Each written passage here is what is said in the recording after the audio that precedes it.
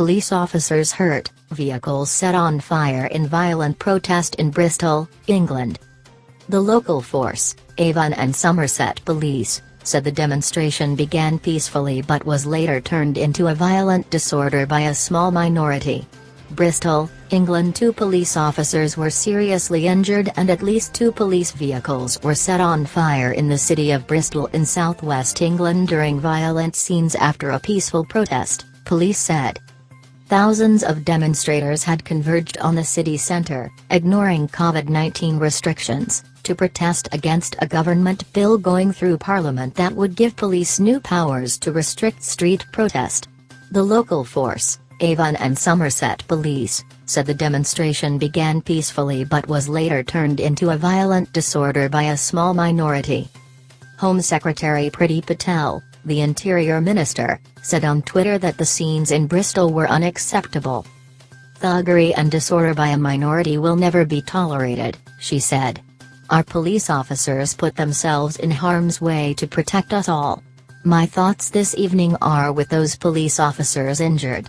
2 officers were taken to hospital, one with a broken arm and another with broken ribs, while others were subjected to violence and verbal abuse.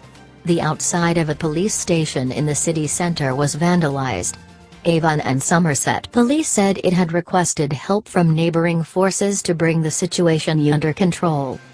"All those involved in this criminal behaviour will be identified and brought to justice. There will be significant consequences for behaviour such as this," Avon and Somerset's Chief Superintendent, Will White, said in a statement. A photographer at the scene saw some demonstrators launch fireworks towards police officers, try to knock over a police van, scale the outside wall of a police station and spray graffiti on it. He also saw police, some in full riot gear, using batons and shields to try to repel protesters. Some demonstrators carried placards with slogans such as "Kill the Bill," "The Day Democracy Became Dictatorship," and "We Can't Be Silenced That Easy." The government's police, crime, sentencing and courts bill would give police new powers to impose time and noise limits on street protests.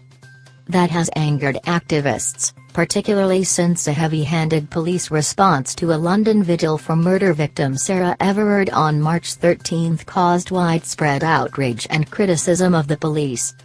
A serving police officer has been charged with Everard's kidnap and murder, and the case has unleashed an outpouring of grief and rage over the issue of violence against women and girls.